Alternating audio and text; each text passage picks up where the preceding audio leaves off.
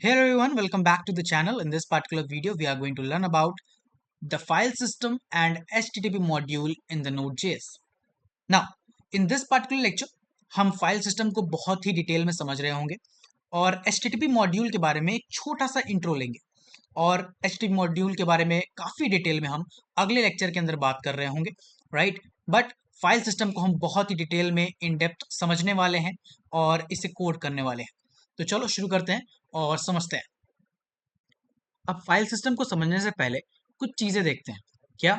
अब जैसे आप यहाँ पे देख सकते हो, मेरे पास एक फ़ोल्डर है जिसका नाम है बैकएंड लेक्चर और इसके अंदर एक फ़ाइल है script.js, राइट? अब यहाँ पर script.js फ़ाइल होने का क्या मतलब है? बताओ? वेल, इस पार्टिकुलर फ़ोल्डर में सिर्फ जावास्क्रिप्ट फ़ाइल है। मतलब ये क्लियर है कि इस पार्टिकुलर फ़ोल्डर में नोड का कोई प्रोजेक्ट नहीं है, राइट? क्योंकि अगर होता तो श्योर यहाँ पर नोड की कोई ना कोई फाइल जरूर होती। वेल, इसीलिए हम क्या करते हैं, हम जाते हैं अपने टर्मिनल पे और यहाँ पे लिखते हैं npm init और उसके बाद एक चीज होती है डैश वाई। अगर आप डैश वाई करोगे तो क्या होगा, ये आपसे सवाल जवाब नहीं करेगा और अगर हटा के आप इसे एंटर करोगे तो क्या होगा, लेट मी शो यू। यहाँ पे देखो, अब यहाँ पे आपसे कुछ डिटेल मांग रहा है। क्या मांग रहा है? पैकेज नेम क्या होना चाहिए। वैसे यहाँ ब्रैकेट के अंदर जो आप देख रहे हो ये डिफॉल्ट नेम है, राइट? आप अपना कोई नाम लिखना चाहते हो तो वो भी लिख सकते हो। तो लेट्स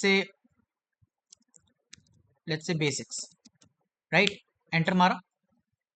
ओके, कैपिटल लेटर्स नहीं ले सकता, सो हमें बेसिक्स, हमें स्मॉल लेटर में लिखना है, राइट? उसके बाद ये हमसे वर्जन मांगेगा, डिफॉल्ट रहने देते हैं। डिस्क्रिप्शन देने का मन हो तो दे दो, वरना कोई बात नहीं। एंट्री पॉइंट script.js, ठीक है। टेस्ट कमांड कोई नीड नहीं है। रिपोजिटरी नहीं देना मुझे, कीवर्ड नहीं देना मुझे। ऑथर में मैं अपना नाम लिख लेता हूँ, पीयूष गुप्ता। एंटर। लाइसेंस जो डिफॉल्ट है उसे रहने देते हैं। टाइप कॉमन जेएस, ठीक है। उसके बाद इज दिस ओके? हाँ, डिफॉल्ट में यस है, तो एंटर मारेंगे। एंड आप यहाँ पर देख सकते हो एक और फाइल यहाँ पर आ गई जिसका नाम है package.json और यहाँ पे आप देख सकते हो Node.js का लोगो, राइट? Node.js का लोगो हमारा यहाँ पर है। अब ये क्या भला है, package.json क्या होता है? अब इसके ऊपर क्लिक करते हैं। हालांकि मैं इसके ऊपर बहुत डिटेल में बात करूंगा आगे चल के, बट अभी समझना खाली जरूरी है कि पैकेज डॉट जेसन फाइल जो होती है वो आपके उस पूरे नोड के प्रोजेक्ट का कुंडली होती है, राइट? आपके पूरे बैकएंड में जो भी कुछ आप लिखोगे इस पर्टिकुलर फोल्डर में जिसके अंदर आप नोड का प्रोजेक्ट तैयार कर रहे हो, राइट? उसकी पूरी कुंडली यहाँ होती है, जैसे कि नाम, वर्जन, डिस्क्रिप्शन, लाइसेंस, आपने कौन कौन से पैकेजेस इंस्टॉल किए, आपने कौन कौन से डिपेंडेंसीज ऐड की, ये सारी डिटेल इस पार्टिकुलर फाइल के अंदर जाती है, पैकेज डॉट जेसन। तो ये एक बहुत ही इंपॉर्टेंट फाइल है, राइट? तो यहाँ से मुझे लगता है आपको एक समझ हो जानी चाहिए। Let me just create a text file first. आपको ये समझ हो जानी चाहिए पहले कि अगर आपको नोड का कोई प्रोजेक्ट बनाना है तो आपको पहले क्या करना होगा, npm init करना है, राइट? उसके बाद जब आप npm init करोगे तो क्या बनेगा, पैकेज डॉट जेसन फाइल बनेगी, राइट? और पैकेज डॉट जेसन फाइल क्या होती है? कुंडली होती है आपके किसकी? पूरे प्रोजेक्ट की, कुंडली ऑफ होल प्रोजेक्ट, राइट? तो इतनी चीज आपको समझ में आ गई? ठीक है, इतनी आ गई तो you are good to go कि हम शुरुआत कर सकते हैं समझना basics about what is file system and how to work with नोड.js, राइट? चलो शुरू करें। तो आप आ जाओ अपने ब्राउजर के ऊपर, ठीक है, और यहाँ पे सर्च करते हैं क्या, नोड.js।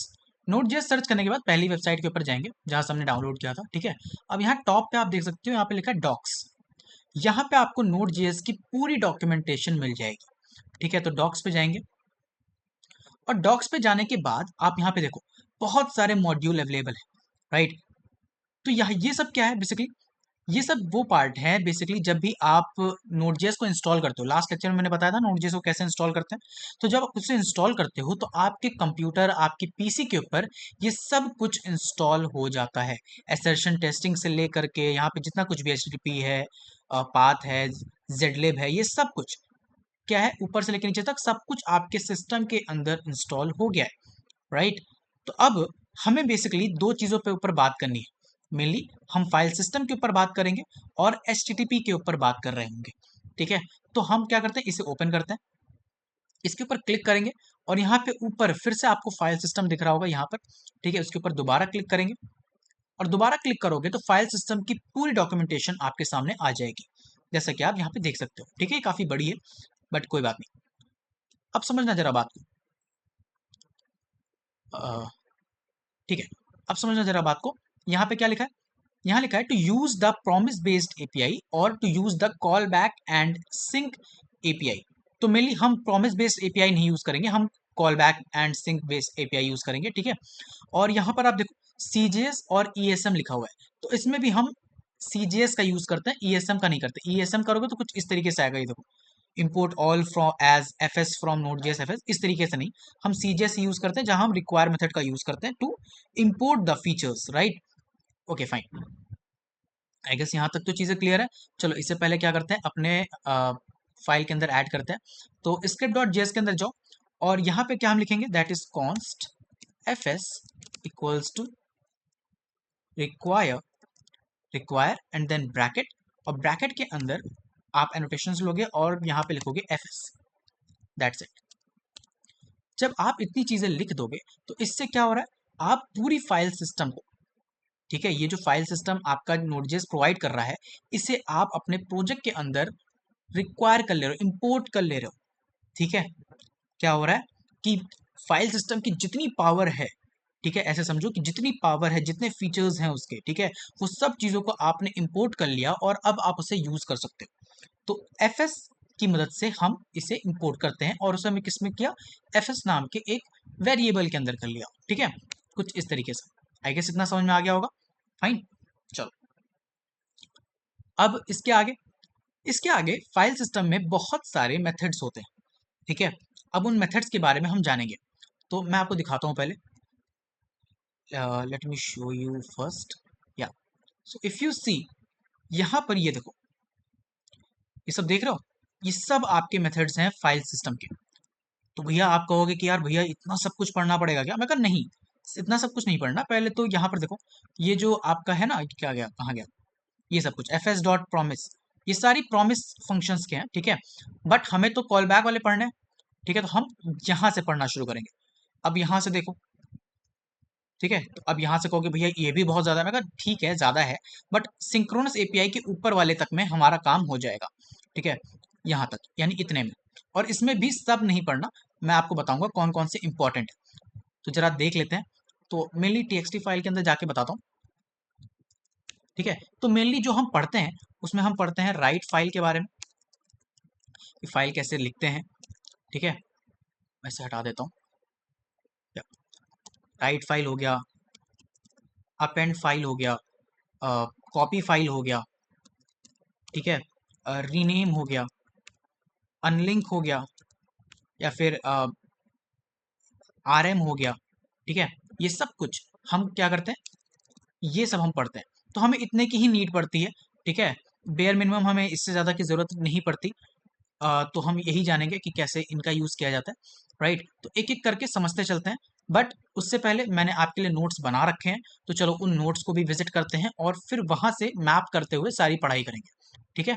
चलो, तो ये हमारे नोट्स हैं, ठीक है, इसकी लिंक आपको डिस्क्रिप्शन में मिल जाएगी, आप जाके से डाउनलोड भी कर सकते हो, ठीक है। तो यहाँ पे लिखा हुआ है that what is the file system in Node.js, आखिर फाइल सिस्टम होता क्या है, राइट। तो यहाँ पे लिखा है दैट इज Node.js का fs मॉड्यूल अलाउ करता है तुम्हें सिस्टम के फाइल्स एंड फोल्डर के साथ रीड राइट अपडेट डिलीट करने का ऑप्शन, बिल्कुल फाइल मैनेजर जैसे करता है, ठीक वैसे ही but with the help of code. तो मैंने आपको बताया था पिछली बार दैट आपका जो Node.js है वो ब्राउजर को एक्सेस नहीं करता, ठीक है, वो ब्राउजर पे काम नहीं करता, बट वो कहाँ काम करता है, वो आपके जो लोकल फाइल्स हैं, ठीक है, उनको उनके ऊपर चेंजेस कर सकता है, उनके साथ वर्क कर सकता है, ठीक है। तो अब वही चीज हम समझेंगे with the help of file system कि वो कैसे होता है, ठीक है। यहाँ पे मतलब क्या है इसका, थोड़ा सा वो भी लिखा हुआ है दैट तुम Node.js से क्या कर सकते हो, बेसिकली एक फाइल पढ़ो, एक नई फाइल बना सकते हो, एक फाइल पढ़ सकते हो, कुछ नया लिख सकते हो, पुरानी फाइल हटा सकते हो, रीनेम कर सकते हो, अपेंड कर सकते हो, बहुत कुछ कर सकते हो। यानी अपने सिस्टम के अंदर ही आप नई फाइल्स क्रिएट कर सकते हो और बहुत सारी अदर एक्टिविटीज भी आप कर सकते हो, ठीक है। ठीक है, यहाँ पे मैंने दे रखी कुछ चीज़ें, आप अपने आप से रीड कर सकते हो, ठीक है। तो कैसे यूज़ करते हैं मैंने आपको बता दिया दैट फर्स्ट ऑफ ऑल आप इंपोर्ट करते हो, इंपोर्ट करने के लिए क्या करते हैं हम, that is const F S equals to require F S. ठीक है, जब आप इस तरीके से रिक्वायर मेथड का यूज करते हो तब आप क्या करते हो, आप उस पूरे मॉड्यूल के फीचर्स को अपने अंदर यानी अपने प्रोजेक्ट के अंदर इंपोर्ट कर लेते हो, राइट। अब यहाँ पे बात आती है कॉमन मेथड्स जो फाइल सिस्टम के हैं, राइट। तो सबसे पहले बहुत सारे मैंने यहाँ पे लिख रखे हैं, ठीक है, आपका काम है इन्हें एक एक करके जा करके पढ़ने का। मैं आपको सीधे वहां पर कोड पार्ट में लेकर के चलता हूँ और एक एक करके समझाता चलता हूँ, ठीक है। चलो, तो सबसे पहले हम समझते हैं राइट फाइल के बारे में, ठीक है, राइट फाइल के बारे में। अब जरा सा हम डॉक्यूमेंटेशन के ऊपर जाते हैं और यहाँ पर देखो बहुत सारे दिए हुए हैं, ठीक है, मेथड्स। यहाँ पर थोड़ा सा नीचे जा करके हम सर्च करते हैं और ये देखो यहाँ पर दिख रहा है ये सिंक्रोनस एपीआई के जस्ट अबव में, राइट, राइट फाइल, इसके ऊपर क्लिक करते हैं और यहाँ पर हमारे सामने राइट फाइल की डॉक्यूमेंटेशन खुल गई, राइट। तो इसको लिखने का जो सिंटेक्स होता है यानी इस पार्टिकुलर राइट फाइल को करने का जो सिंटेक्स होता है वो ऐसे होता है, fs dot write file, then inside of it you can see file. पहले हम फाइल का नाम लिखते हैं और जो डाटा हम लिखना चाहते हैं हम वो डाटा मेंशन करते हैं और फिर हमारे पास एक ऑप्शंस का मेथड होता है। अगर आप ध्यान से देखो ना, ये जो ऑप्शन है, राइट, ये जो ऑप्शन है ये इसका कॉमा कहाँ है, कॉमा आपका ब्रैकेट के अंदर है, ब्रैकेट के बाहर नहीं है। यानी ये जो ऑप्शंस फील्ड है, राइट, ये आपका डाटा का ही पार्ट है, ठीक है। तो इसके बारे में हम जानेंगे बट ये इतना ज़्यादा इंपॉर्टेंट नहीं होता। हम देख लेंगे, मैं आपको इसका एक जगह यूज केस बता दूंगा तो आपको अंडरस्टैंडिंग आ जाएगी। मेनली हम काम करते हैं फाइल यानी जो पाथ है, डाटा, राइट, और उसके बाद कॉल बैक। कॉल बैक मतलब क्या होता है, कॉल बैक मतलब बस फंक्शन, ठीक है। बैकएंड में जहां जहां कॉल बैक आएगा इतना दिमाग में रखना, उसका मतलब होता है फंक्शन, ठीक है। चलो भाई, यहाँ तक भी ठीक है। यहाँ पे आप कुछ डिटेल्स दी हुई हैं, वेल इसकी आपको रीड करने का अगर नीड हो तो पढ़ लेना, अदरवाइज मैं समझाने जा ही रहा हूँ आपको, ठीक है। तो चलो, अब राइट फाइल में कैसे करते हैं हम, देखो आपको क्या करना है, आपको लिखना है F S dot write file.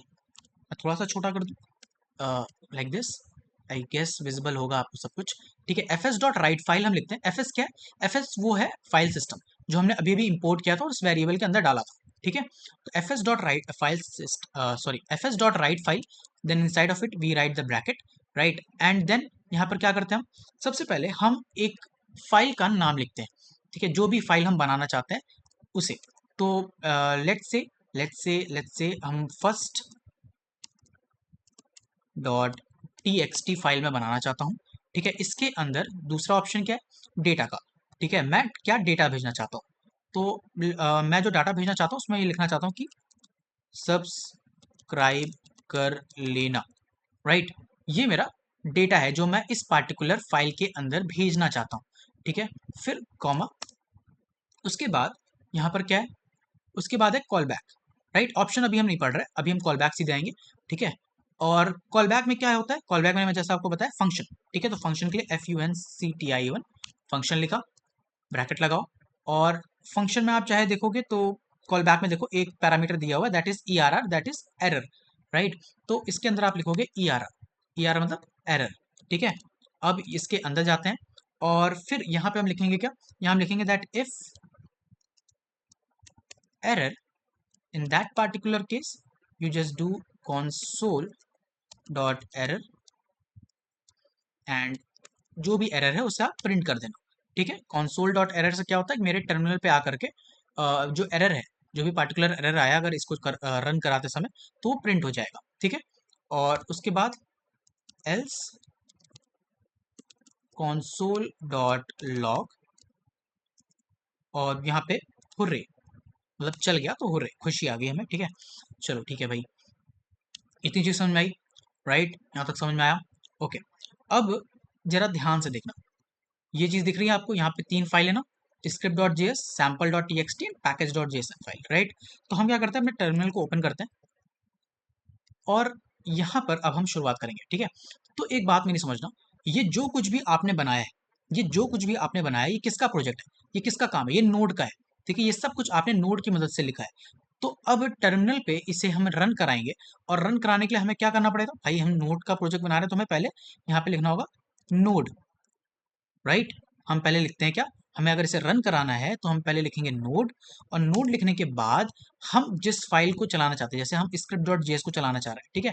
तो मैं यहाँ पे लिखूंगा स्क्रिप्ट डॉट जेएस और एंटर करते ही एंड यू कैन सी यहाँ पे आ गया क्या हमारे टर्मिनल पे मैसेज, हुर्रे, राइट। और यहाँ पर जरा ध्यान से देखो, अब हमें मिल रहा है क्या, फर्स्ट डॉट टी फाइल हमारी तैयार हो गई, राइट। यानी नोड जेएस की मदद से हमने हमारे सिस्टम के ऊपर एक नई फाइल तैयार कर ली जिसका नाम है फर्स्ट डॉट टी। अब मैं इसके ऊपर क्लिक करूं तो यहाँ पे देखो वो मैसेज भी यहाँ पे लिखा हुआ है, सब्सक्राइब कर लेना, राइट। तो वो मैसेज हमने लिखा था ना यहाँ पे, सब्सक्राइब कर लेना, सेम वो चीज़ हमें यहाँ पर भी मिल गई, राइट।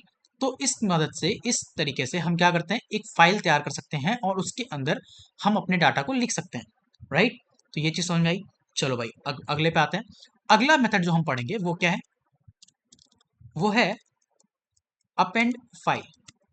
अब अपेंड फाइल क्या होता है, अपेंड फाइल की मदद से हम क्या करते हैं, हम जो फाइल मेंशन करेंगे इसमें, राइट, उसके अंदर, उसके डाटा के अंदर कुछ एक्स्ट्रा डाटा हम ऐड करना चाहते हैं, उस केस में हम अपेंड फाइल का यूज करते हैं, राइट। तो चलो देखें, तो यहाँ पे मैं क्या करता हूँ, इसे कॉपी कर लेता हूँ, ठीक है, और इसी के अंदर जाते हैं। तो यहाँ पे आप देख सकते हो सिंटेक्स तो वही रहेगा, राइट। यहाँ पे बस राइट फाइल की जगह लिखेंगे अपेंड फाइल, ठीक है। फर्स्ट डॉट टी फाइल का हम यूज करने वाले हैं, ठीक है, यानी इसी फाइल के अंदर हम अपेंड करने वाले हैं और जो डाटा होगा वो यहाँ पे लिखाएगा। तो इसको चेंज कर लेते हैं, यहाँ पे लिख देते हैं और साथ में लाइक भी कर देना, ठीक है। इशारों को समझो, साथ में लाइक भी कर देना, ठीक है। ओके, तो फंक्शन यहाँ पे हमने रख दिया और फंक्शन में तो सब चीज़ें वैसे ही रहेंगी, ठीक है। तो इसे हम क्या करते हैं, सेव करते हैं। पहले कंट्रोल प्लस एस करना मत भूलना, कंट्रोल प्लस एस से आपका सेव होता है, राइट। तो बिना सेव करे दोबारा से इस टर्मिनल पे जाकर के फाइल को मत रन कराना, ठीक है, अदरवाइज वो एरर शो करेगा या फिर पुराना फाइल ही चलेगा, ठीक है।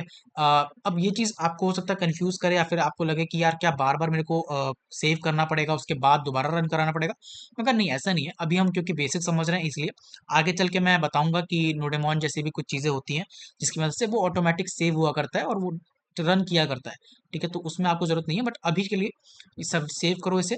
और यहाँ पे फिर से लिखेंगे हम क्या, नोड स्क्रिप्ट डॉट जेएस, और इसे एंटर मारेंगे। एंटर मारने के बाद ओके, यहाँ पे 2 बार, ठीक है कोई बात नहीं। अब यहाँ पर आप जाओ फर्स्ट डॉट टी फाइल के अंदर, ठीक है, अभी कुछ हुआ नहीं, क्यों नहीं हुआ, लेट मी सी, मुझे लगता है इसे मुझे कमेंट डाउन कर देना चाहिए था, ठीक है। और उसके बाद दोबारा रन कराते हैं इसे सेव करो और एंटर मारा।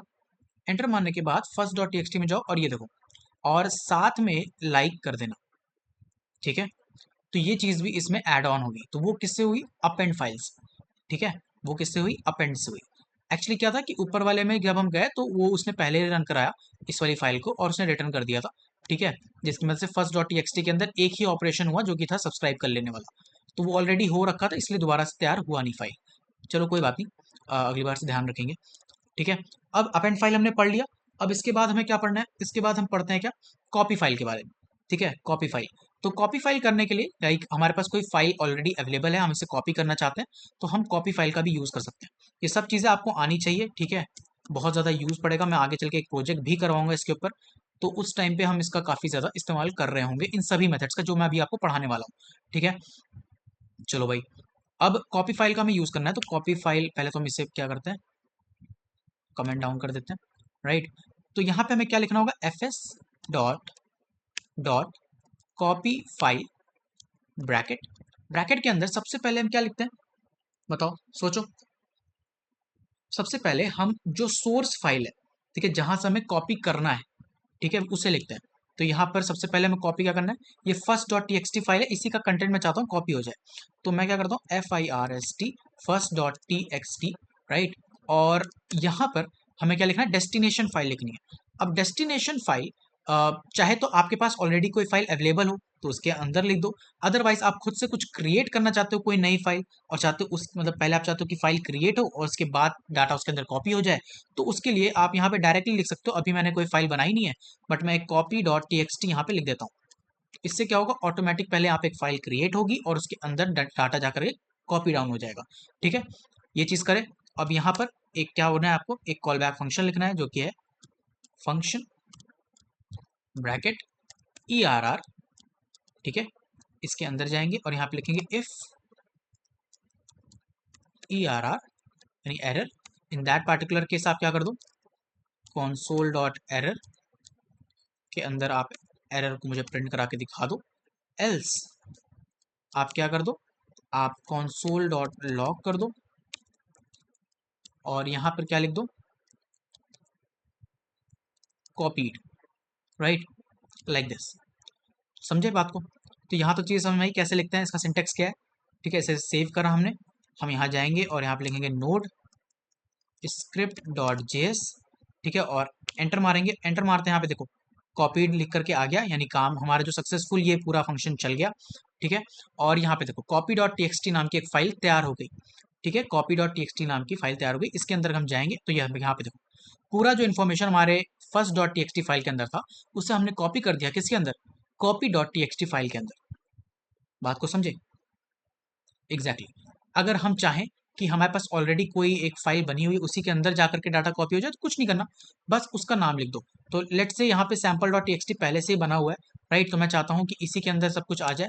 ठीक है, तो मैं क्या करता हूँ, यहाँ पर सीधे कॉपी हटाओ और सैम्पल लिख देता हूँ, तो सैम्पल डॉट टी के अंदर वो सारा डाटा कॉपी हो जाएगा। तो एंटर और कॉपीड और सैम्पल डॉट टी में जाओ, नहीं हुआ, लेट मी सी क्यों नहीं हुआ। एक बार फिर से सेव करते हैं इसे, एंड यस ये देखो यहाँ पर हमारा सारी फाइल का जो डाटा है वो कॉपी हो गया। ठीक है, तो इस तरीके से हमने ये भी समझ लिया कि फाइल को कॉपी कैसे करते हैं, उसके अंदर का डाटा एक सोर्स से डेस्टिनेशन फाइल के अंदर कैसे कॉपी किया जाता है। ठीक है, आई होप समझ में आ गया होगा। तो इससे भी क्या करते हैं, कमेंट डाउन कर देते हैं। ठीक है, अब इसके बाद हम क्या करेंगे, रीनेम फाइल करते हैं। ठीक है, तो रीनेम फाइल के बारे में समझते हैं कि किसी भी फाइल को रीनेम कैसे करते हैं।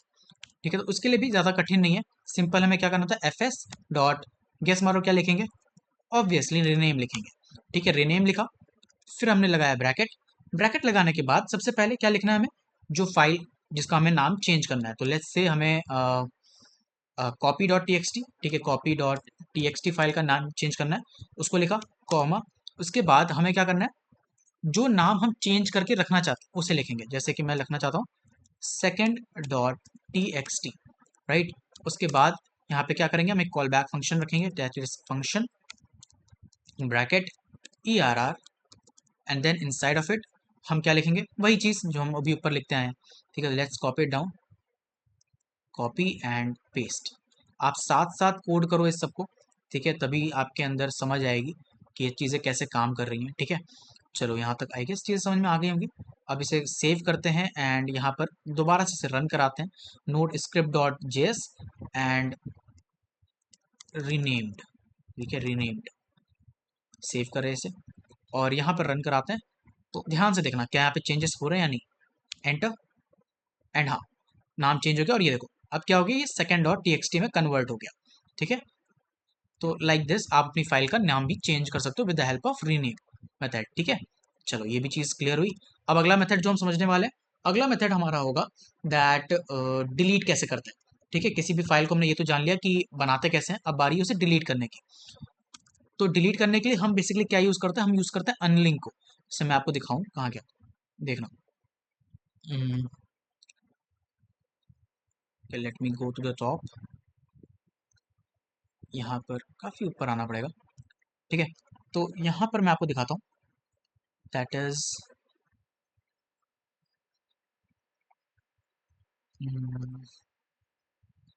यहाँ पे देखो ये एफ एस डॉट अनलिंक। ठीक है, इसे हम क्लिक करेंगे और यहाँ पे देखना ये क्या करेगा। ठीक है, एसिंक्रोनसली रिमूव्स अ फाइल और सिंबॉलिक लिंक।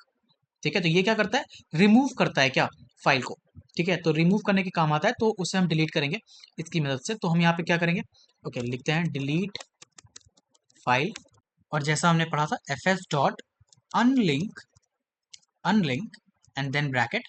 नॉर्मली सभी में जो नाम होते हैं वो एक जैसे ही होते हैं, जो हम करना चाहते हैं एक्शन वैसे ही, बट डिलीट में थोड़ा सा अंतर होता है, इसलिए अनलिंक को सही से याद कर लेना। ठीक है, अनलिंक का यूज़ करते हैं। ठीक है, अब यहाँ पे उस फाइल का नाम लिखेंगे जिसको हम डिलीट करना चाहते हैं। तो मैं डिलीट करना चाहता हूँ let's say first dot T X T को, तो मैं लिख देता हूँ फर्स्ट, स्पेलिंग सही लिखना, first dot T X T, right. उसके बाद बेसिकली डेस्टिनेशन फाइल होगी। ठीक है, अगर in the case let's say एक फोल्डर बना लेते हैं दैट फाइल नाम से, और इसके अंदर अगर मैं फर्स्ट डॉट टी को भेज देता हूँ, तो उस केस में अगर मैं इस फर्स्ट डॉट टी को डिलीट करना चाहता हूँ तो मुझे पूरी डेस्टिनेशन लिखनी होगी। तो वो होगा कैसे, डॉट स्लैश और file slash first dot T like this, right. तो ये पूरी डेस्टिनेशन है इस फाइल की, तब जाके वो डिलीट होगा। उसके बाद कॉमा और फंक्शन, क्योंकि वो बाहर था, पहले सैम्पल डॉट टी या सेकंड डॉट टी को डिलीट करना, तो वो क्योंकि बाहर ही है, तो वहां पे अगर आप सिर्फ फर्स्ट डॉट टी या सेकंड डॉट टी जो बाहर है उसको लिख दोगे तो भी चलेगा। बट कहीं फाइल अंदर है ज़्यादा, तो उस केस में हमें पूरी डेस्टिनेशन को डिफाइन करना होता है, ठीक है। तो bracket ERR and inside of it we will write the same thing again. Let's copy it down, paste it down here, and yeah, now like this. So let's see क्या delete होता है या कोई एरर आएगी, देख लेते हैं। I don't know. ठीक है, तो यहाँ पे जाते हैं and enter and deleted, yes ये डिलीट हो गया। और यहाँ पे देखना फाइल के अंदर अब कोई फर्स्ट डॉट टी फाइल नहीं है, राइट। बात समझ में आई, बात समझ में आई कैसे हुआ? डेफिनेटली यही तरीका है, इस तरीके से आप क्या कर सकते हो, अपनी फाइल को डिलीट कर सकते हो, राइट। सो या चलो भाई, यहाँ तक भी मुझे लगता है समझ में आ गया। तो ये मेन सारे मेथड्स थे, आई गेस मैंने सारे करा दिए। ओके, एक मेथड और रह रहा है, उसे भी फटाक से कवर कर लेते हैं, ठीक है।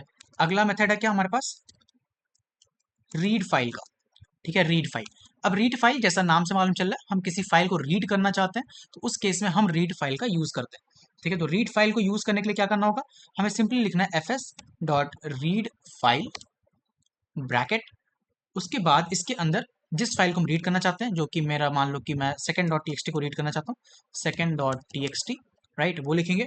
उसके बाद यहाँ पे लिखेंगे क्या, फंक्शन, फंक्शन और ब्रैकेट। और इस बार ब्रैकेट के अंदर दो चीज होगी, क्या होगी, पहला आपके पास एक एरर होगा, दूसरा हमारे पास डाटा होगा, ठीक है। ये चीज आप डॉक्यूमेंटेशन से भी पढ़ सकते हो, ठीक है। कहाँ गया,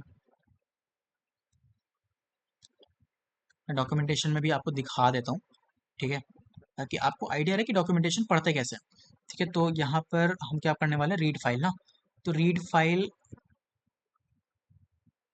ठीक है, यहाँ पे टॉप में ये देखो, ठीक है।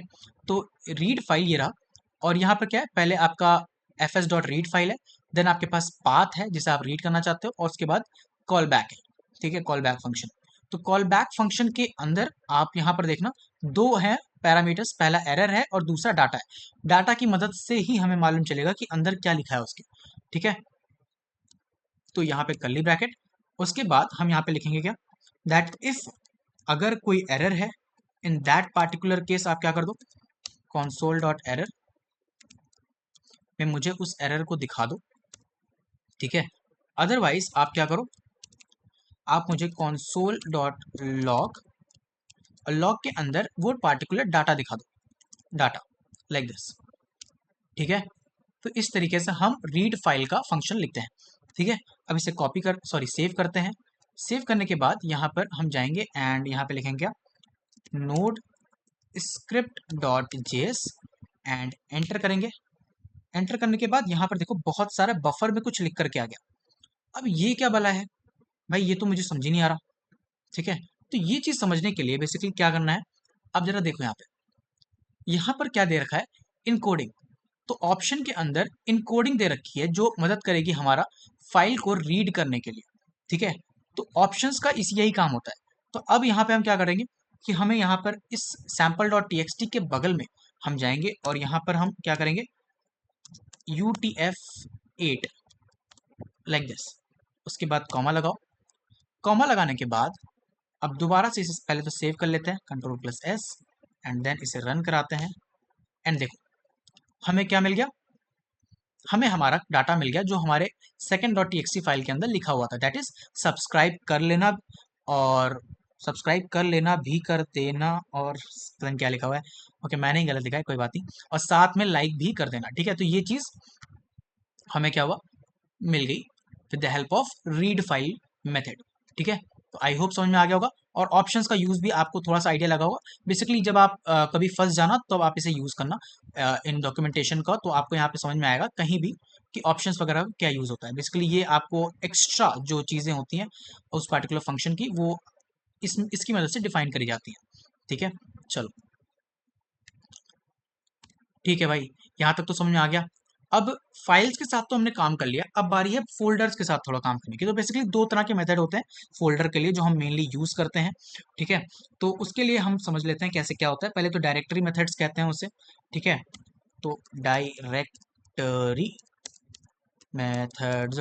ठीक है, अब इसके अंदर जाएंगे और सबसे पहले हम क्या करेंगे, क्रिएट फोल्डर। सबसे पहला मेथड हम जो ये पढ़ने वाले हैं वो है क्रिएट फोल्डर, की एक फोल्डर कैसे बनाते हैं। तो अगर आपको, आप में से किसी को भी कमांड लाइन इंटरफेस के बारे में थोड़ा सा आइडिया होगा तो शायद आप जानते होंगे कि टर्मिनल पे जाकर के हम क्या लिखते हैं किसी फोल्डर को बनाने के लिए या फिर डिलीट करने के लिए। सेम वैसा ही मेथड यहाँ पे भी यूज होता है। ठीक है, तो मैं आपको वो करके दिखाता हूँ। नॉर्मली क्या होता है, हम क्या लिखते हैं, एफ एस डॉट, आपको लिखना होता है M K D I R, M K D I R, right. F S dot M K D I R, M K D I R मतलब मेक डायरेक्टरी, राइट।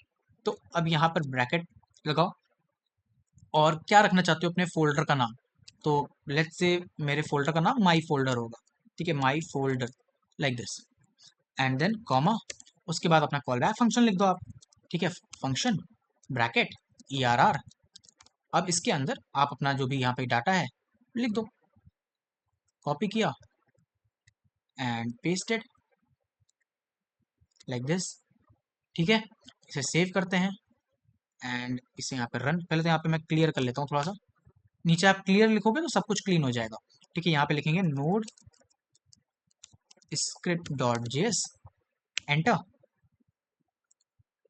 ओके, यहाँ पर okay, sorry sorry, data की तो जरूरत ही नहीं थी। ठीक है, चलो कोई बात नहीं, लेकिन हमारा फोल्डर यहाँ पे तैयार हो गया। एरर भले ही आया, एरर आया था उस लाइन के लिए, बेसिकली हम प्रिंट करा रहे थे और हमने ये वाला कोड कॉपी किया था ना, तो ये तो गलत था क्योंकि यहाँ पे हमने डाटा फील्ड को भी लिया था, बट यहाँ पे तो नीड नहीं थी। ठीक है, चलो कोई बात नहीं। हमारा फोल्डर तैयार हो गया, देखो यहाँ पे माई फोल्डर। ठीक है, तो माई फोल्डर हमारा बेसिकली पूरी तरीके से रेडी हो गया। तो इस तरीके से हम अपना फोल्डर बनाते हैं। अब अगर मान लो कि हमें अपना फोल्डर डिलीट करना है, ठीक है, डिलीट करने के लिए, अब डिलीट करने के लिए हमें डिलीट फोल्डर,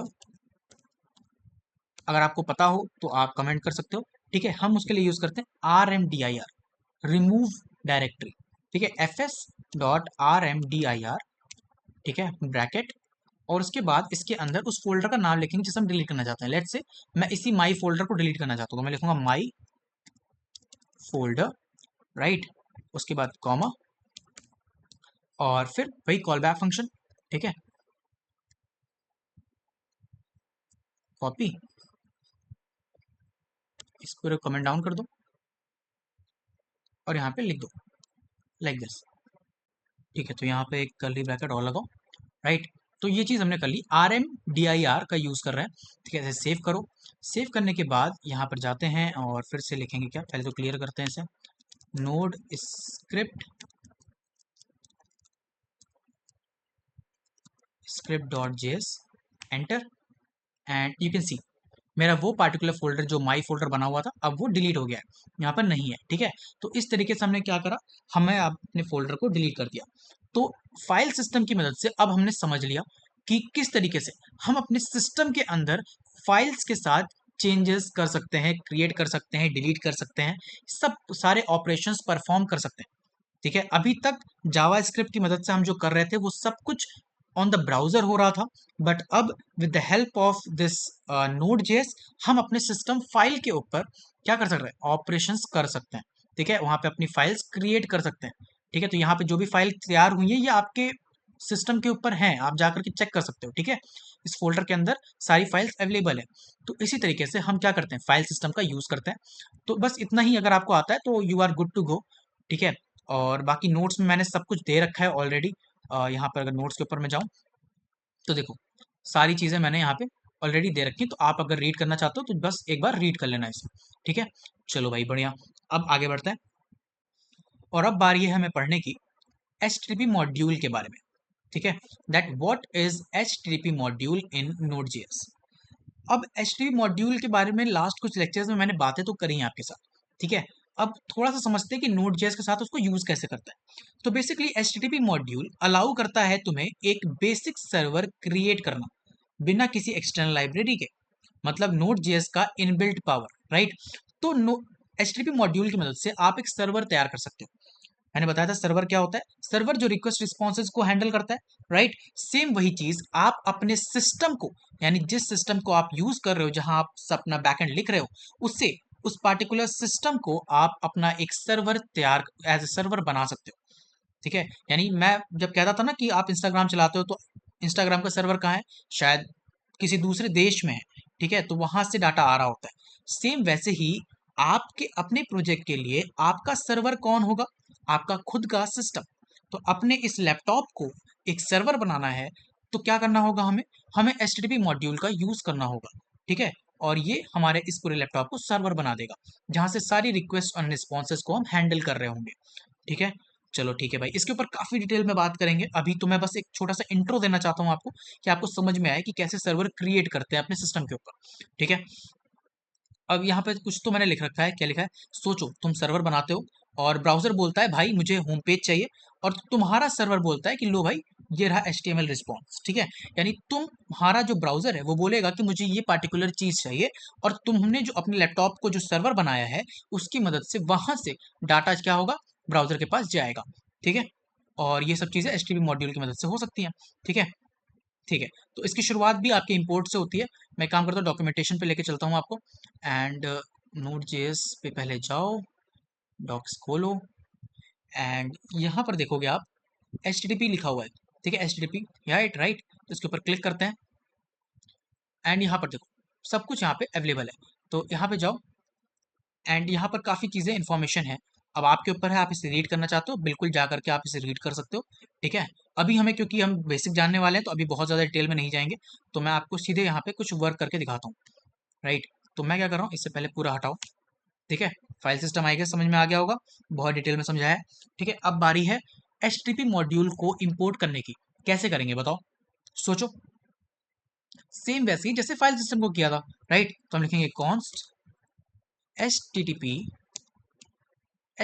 उसके बाद क्या यूज करेंगे हम, कौन सा मेथड, रिक्वायर। मैंने बताया था ना, रिक्वायर,